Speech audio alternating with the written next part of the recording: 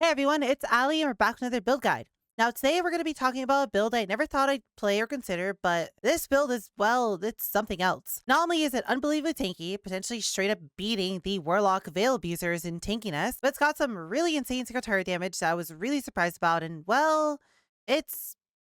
pretty. It's very pretty. This is probably the single most visually satisfying build I've ever seen or played in Last Epoch, making this a massive contender for I want to play that build next. And I am so glad that I took up the mantle of playing this build, and I am so happy to share this build with you today. Today we're going to be talking about CastOnCrit Runemaster. This is a build utilizing one of my favorite mechanics of all time, so that's going to be Spark Charges. Spark Charges are a debuff that you normally apply through melee attacks, but through the use of Lightning Blast and its ability to apply Spark Charges, as well as us utilizing Fragment the Enigma, we can scale these Spark Charges by quite a lot by just simply stacking a lot of intelligence, while at the same time giving them quite a lot of additional AoE, allowing us to have really good clear Spark Charges, and allowing us to have a very satisfying setup where we just simply want to spam as many Frost Ghosts as we can, which are going to be automatically triggering Lightning Blasts for us, which are then going to be applying the Spark Charges. Now, in terms of clearing, this is definitely one of the better builds I've seen so far. There are quite a lot of takes on this build, and personally, I like my version of it a little bit more than the other ones, simply due to the fact that I was able to fit Flame Rush into my build, making this build substantially faster than the other setups. In terms of bossing, this build is going to be unbelievably cracked for bossing, allowing you to basically, as soon as you walk into monoliths, have somewhere around 5 to 10,000 ward permanently, and as you push closer and closer to level 80, you'll very easily be able to hold around 30,000 ward permanently on all of the bosses. With all of the insane extra damage reduction and tankiness that this build has, you will literally be able to face tank everything all the way up until 2000 corruption with literally zero problems at all. Now, before we go any further, I do want to add a disclaimer to this video. I need you to know that this build requires 2 very specific items for you to be able to play it. I try to make my builds as free of unique items as possible, but this build straight up requires 2 unique items to work, which is going to be Dragonoff's Claw and Fragment the Enigma. Without these 2 items, this build straight up does not work. Now, fret not, these items are literally some of the most common items in the game. And if you have 10 to 20 runes of Ascendance lying around, it'll be very easy for you to get yourself one of these, allowing you to immediately go and play the build. This build and this build guide is going to be put together assuming that you do have these 2 items, which means that the leveling section for this build will end at level 46 when you can actually equip Fragment the Enigma, and the full build will actually start from that point on. With all that out of the way, cuties, I do want to go over some of the basic things that we should go over. First off, obviously there's going to be an Allie level of guide that you can expect in Last Epoch tools. This is going to cover pretty much everything that this video is going to be covering, but in text format, so if you have any questions or if you want to catch up on any of the information you might have missed in the video, all of it will be written for you in the written guide in probably the single biggest written guide I've ever made. Not only that, but there's also going to be a build planner that's going to come with this video that's going to also show you all the skills that you want, as well as very nice skill tree progressions that are going to allow you to very easily see exactly how to put each of the points into your skills, as well as a passage tree progression, which is going to very easily show you exactly how to put every single point to be able to play this build from level 1 all the way to level 100. Finally, there will be a loot filter that is going to be coming with this build as well, that is going to be set up and ready to go for you to be able to level all the way from level 1 all the way into about empowered monoliths with this filter. Now, past empowered monoliths, what I highly recommend for you to do is to use my endgame filter, which is going to be very easy for you to set up and change for your requirements to be able to see exalted items without getting bogged over by too many exalted items. And I'll have a video linked in the description below that's going to talk more about this filter and how to set it up, as well as a link for it if you do want to use this filter in empowered monoliths and beyond. Now that we've gotten all that out of the way, why don't we talk about how to actually level this build? So unfortunately, we're not going to be able to start playing our build immediately until level 46. And that is simply due to the fact that Fragment the Enigma requires you to be level 46 to actually equip. Fret not, because until then, we're going to probably have one of the easiest times to level pretty much any class in the game, simply due to the fact that we're playing a mage, and well, mage gets access to one of the most broken skills in the game, which is going to be Glacier. The thing that makes Glacier special is the fact that it's a 3-hit ability, and when you count the damage of all 3 hits, it has a total effectiveness of added damage of 625%. That means any tiny amount of added damage is going to scale Glacier to the absolute moon, making its damage just be hilariously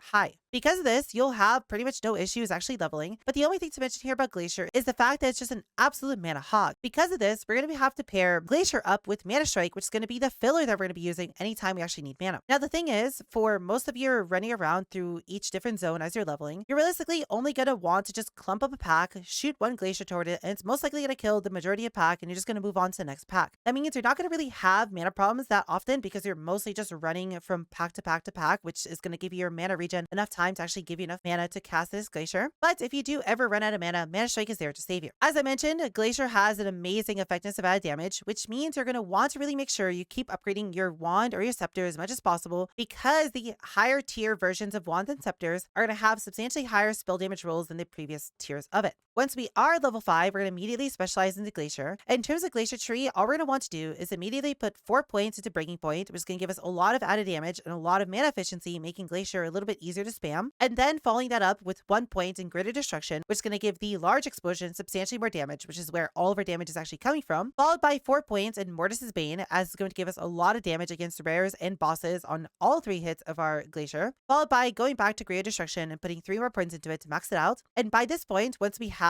12 total points in Glacier, we should be around level 46 to where we are going to be swapping over to our actual build, and we're going to be completely respecking out of Glacier. As for Mana Strike, the tree for it is going to be very simple as well. We simply just want to put 4 points into Swift Sap to get a little bit more attack speed, followed by 1 point in Sprite Blade to allow us to get access to Mana Drain, which is going to give us 80% more mana every time we Mana Strike. We don't really care about the damage Mana Strike does, and we're simply just using it as a filler to get all of our mana back up as fast as possible to be able to spam our Glaciers. To finish up the Mana Strike tree, we're then going to put 2 points into Rage Sap, which is going to give us a lot of added damage on our Glacier, followed by 3 points into Rune Sap, which is going to give us more global damage on top of it all, making it so bosses are going to absolutely melt, as that is really the only time you're going to ever really be pressing Mana Strike. The next thing to mention about leveling is going to be Runic Invocation. It's going to be very, very important. At first, when you become a Runemaster, you're going to just completely ignore the fact that you have Runic Invocation until you actually get to level 20, at which point we can specialize into it. Now, the thing about Runic Invocation is you are not going to actually be using it until you actually manage to get over to Immutable Order. The first thing we're going to do is immediately put a point into Attuned Approach, a point into Scribe Patterns, and then a point into Author of Arcana to get ourselves Immutable Order. What Immutable Order does is it forces your Runic Invocation to always work in a very specific way. Typically, what Runic Invocation does is it gives you a rune based on the type of skill you use. So if you use a cold skill, you'd get a cold rune. You then press Runic Invocation to cast one of 42 different spells based on whatever kind of combination of runes you currently have. What we can do with Immutable Order is we can force it so the order in which we get runes is not based on our skill anymore, but is instead based on the abilities on our bar. Because of this, once we do get Immutable Order, we are going to want to make sure the first 3 abilities on our bar are going to be a cold skill, followed by a fire skill, followed by a cold skill. If we do this, that means every time we press literally any button, it doesn't matter which one it is, we're always going to get runes in the order of cold, fire, cold, and it will always stay like that until we actually press Runic Invocation. The reason we want to do this is because cold, fire, cold is probably the single most broken invocation in the game, and the fact that we can immediately start using it from around level 20 makes it so you will literally never have to worry about dying while leveling this build. The invocation that we're going to be spamming is going to be Rowan's Frostguard. Rowan's Frostguard just gives you a baseline 30% less damage multiplier for 13 seconds, while at the same time giving you a large burst of ward the second you press it, as well as additional ward every single second. The beautiful thing about this is it scales off your intelligence, so the more intelligence you're going to be gaining as you're leveling this build, the harder Rowan's Frostguard is going to actually scale, meaning it's only going to make you tankier and tankier and tankier. To begin, the order that you're going to want to actually put your skills on your bar are going to be very simple. You're just simply going to want to put Glacier, followed by Flame Ward, followed by Snap Freeze. Now, you could put Runic Invocation in front of all these, but no matter what, your first 3 skills that are not Runic Invocation from left to right have to be cold, fire, cold. There's a whole section in the leveling section of the written guide that talks about this specific thing. If you want a little bit more of an in-depth explanation on how exactly you set this up, I'd highly recommend to read through that if you are a little bit confused on how all this is going to work.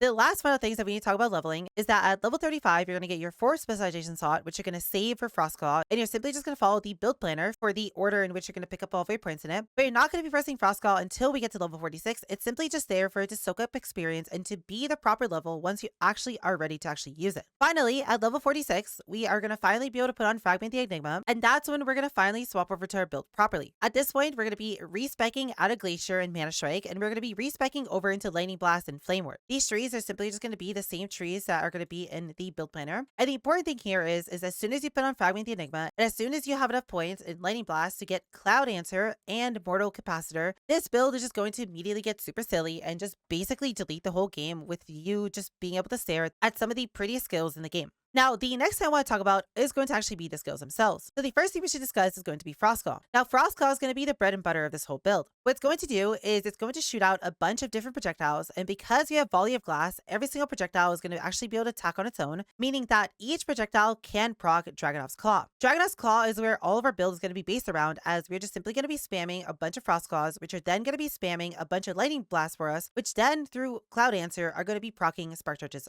on the enemy. The reason we want to go through this convoluted step of going through and using Frost Claw as our main ability instead of Lightning Blast is because, one, it's substantially easier to do 3 crits a second of Frost Claw to be able to proc Dragon's Claw at max efficiency versus gaining up cast speed to be able to use 3 Lightning Blasts per second. 2, Frost Claw's tree is just absolutely cracked, allowing us to get an unbelievable amount of extra defensiveness. And 3, simply due to the fact that Frost Claw kind of just hits the whole screen, it makes it really easy for you to just trigger crits all over the place on your screen, giving you lightning blasts all over the place, which are then going to apply spark charges onto a bunch of random enemies, giving you a really, really good clear. The other things to mention about Frost Claw is the fact that we can go over to the bottom left and then get ourselves up through the snow, ever onward, and a crack in the ice. What this is going to do is it's going to make it so your Frost Claw bounces a second and third time every single time you attack it. And then because of Crack of Ice, the second bounce will also do a 4th attack towards you. That means in total, every time you're pressing Frost Claw, you're technically doing 4 separate Frost Claws. And the reason we care about this is because of Gift of Winter. What Gift of Winter does is that every single time you press Frost Claw, you have a 36% chance to gain 12 mana. The thing about this is that all those bonus casts that you're going to be doing count as actual separate casts of Frost Claw,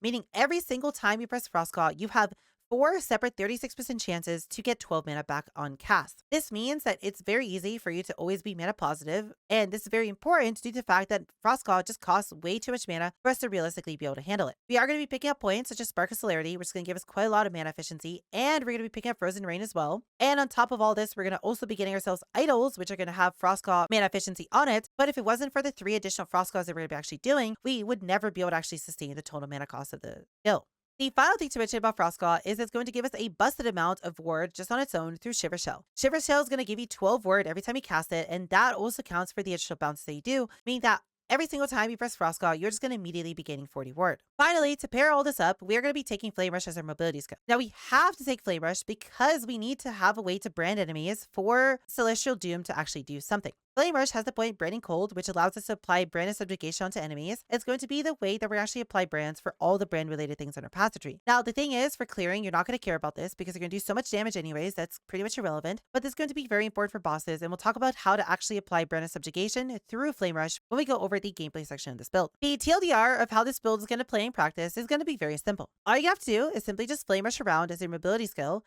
and then you're simply just going to want to do 1 to 2 taps of Frost Claw in basically any direction, which is then going to immediately hit enemies, as the projectiles while they're traveling can also hit enemies. Those Frost Claw projectiles are then going to crits, which are going to cause Lightning Blasts to proc, and then those Lightning Blasts are then going to apply Spark Charges, which is going to just explode everything on your screen. It's going to be very simple and very comfortable, but the one thing that you have to take into consideration here, and the one thing I want to make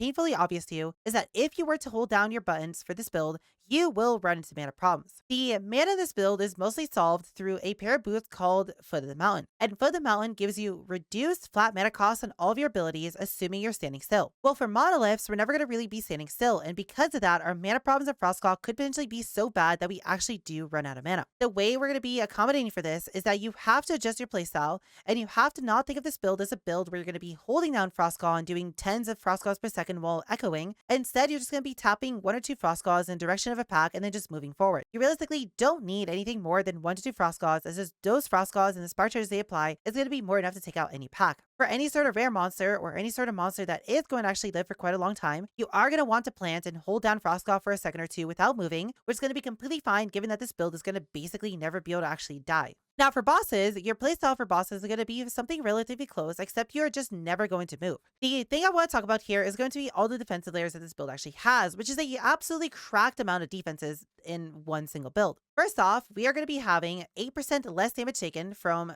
Barrier Protection, which is just really nice, being able to have a flat 8% just like that, as well as the 30% less damage taken from Rowan's Frostguard, while at the same time, we are going to be having thousands of ward per second from the Frostguard itself. To add on to all this, we also have a massive suite of additional ward gain when we cast a spell. Not only does Dragon's Claw itself give you ward when you crit with Frost Claw, and because we're taking Volley of Glass, we're going to be doing tens and tens of hits with the Frost Claw itself, which is going to always crit, giving you hundreds and hundreds of wards per second just through Dragon's Claw itself. But we also have Arcane Focus, which is going to give us another 32 ward on direct spellcast, and because we're doing 4 casts of Frost Claw every time we press Frost Claw, that's also going to be worth somewhere around 300 ward per second. And if all that wasn't enough, we are then going to also be taking Celestial Doom, which is going to give us 28 ward per individual hit against a branded boss. And because we're going to be using Flame Rush to permanently brand a boss, all of our hits are just going to give us an additional 28 ward per hit, meaning in total we are generating somewhere around 3,000 to 4,000 ward per hit. And well, as you can see, I can very easily hold around 30,000 ward hard on this boss. Because of this, you're literally going to never have any issues with dying, which means on pretty much every single boss in the game up until around 1,500 corruption or higher, you are just going to be able to plant, not move at all, and just sit there and become a living turret that is just spamming frost claws, gaining thousands of word per second faster than literally any boss in the game could actually hurt you. Now, the next thing I want to talk about is going to be the actual playstyle and bosses themselves. Obviously, we want to be standing still for Foot of the Mountain to give us reduced mana cost, but at the same time, we need to be using Flame Rush to actually be applying Brand of Subjugation for Celestial Doom and for Decree of the Burning Wind to actually do something. Now, the way you're going to be doing this is by simply just tapping Flame Rush. If you tap Flame Rush, you're basically going to Flame Rush in place. Now, unfortunately, it is going to slightly move you, meaning that you are going to have to build up your Foot of the Mountain stacks once again. But realistically, it's not going to be that much of a problem because you are just moving for a microsecond, allowing your Foot of the Mountain to immediately restack. And by the time they restack, you're going to have so much mana and your mana sustain is going to be fine on its own for a few seconds to where you'll never actually end up running out of mana. Now, the next thing I want to talk about is going to be the gear that you actually want for this build. Now, this build is going to try and do its best to not use as many unique items as possible, but there are quite a lot of unique items that are going to be very powerful to actually include. The first two I want to mention are going to be Dragon's Claw and Fragment the Enigma. These are going to absolutely be mandatory for this build to actually work, and there's just simply no way around not having one of the two. The other really important and borderline mandatory item for this build is going to be Foot of the Mountain. What Foot of the Mountain does is it gives you one stack of Mountain Endurance every second that you are not moving. And Mountain Endurance gives you 2 flat mana cost reduction to every single skill that you have. This is going to be important for you to actually be able to sustain the mana cost of Frostclaw while fighting bosses, but realistically you don't need this and you're okay to play the game without it, but I'd highly recommend for you to go and immediately farm these, especially since they're really easy to get, as you can just do tier 2 Lightest Sabor, and in tier 2 they have a 20% chance to drop, and because tier 2 is just so easy to do, you should have no issues getting yourself literally any pair of Foot of the Mountain to get this build going. The next unique that's going to be really important to consider is going to be a Prismatic Gaze. Now, the wall of text on Prismatic Gaze can just be completely ignored because the only things we actually care about are the stats at the bottom. Prismatic Gaze just gives you a flat up to 4% additional critical strike chance and a raw 40% increased critical strike chance on top of it. This by itself is going to give you about 25% of the total critical strike chance you need to get to 100% critical strike chance, and it's highly important that you include one of these into your build as soon as you can get your hands on one of them. Getting LP on this is not very easy, so I would not worry too much about LP. The base item itself is more than powerful enough to warrant being used as an item in your build. The final unique item that you're going to want to consider, but it's not something you need to immediately rush, and it's not something you can actually equip for quite a while, is going to be Twisted Heart. What Twisted Heart is going to do is it's going to eat a portion of your current health and give that current health to you as ward. Because you're going to be attacking so fast in this build, it's going to give us quite a lot of additional ward, and because just a tiny little bit of leech, which we're going to be getting through Rift Bolt, is enough to pretty much sustain Twisted Heart on bosses, this is just an absolute no-brainer into our build, especially when we consider the fact that it gives us +1 to all skills, and the fact that it's giving us quite a lot of cast speed. You don't need Twisted Heart, but I would highly encourage you to go and farm a Twisted Heart as soon as you can, because it's going to turn this build from having around 20,000 ward to very easily be able to hold 30,000 ward. For the rest of the gear, it's going to be very simple. All you want to do is just simply stack as much intelligence as you can on pretty much every single piece of gear that will actually allow you to stack intelligence. Intelligence not only gives you quite a lot of cooldown reduction through ancient writings, but at the same time it's going to give you quite a lot of word retention, and it's going to be the main driving force for your Fragment the Enigma to scale your spark charges all the way into the moon. Outside of that, the only other really important thing to mention is you're going to want to look for the lightning critical strike multiplier roll on both your helmet and on your chest plates, and ideally if you are going to get yourself a Prismatic Gaze, you're then going to want to try and get this as an LP roll on it, and these are going to give you quite a lot of crit multi that's typically not available on a helmet and a chest plate, and because we are a lightning build, we can actually benefit from it, giving us substantially more critical strike chance than other builds normally would have. The other thing to mention about this is because we have Jagged Veil, we are getting 20% more critical strike multiplier from all sources, meaning that any sort of crit multi we stack is just 20% stronger than normal. The final thing to mention about gear is that you'd want to try and get yourself critical strike chance wherever you can on top of this. We do need to get enough critical strike chance to get spark charges all the way 100% critical strike chance, and this is going to be accomplished by just trying to fit critical strike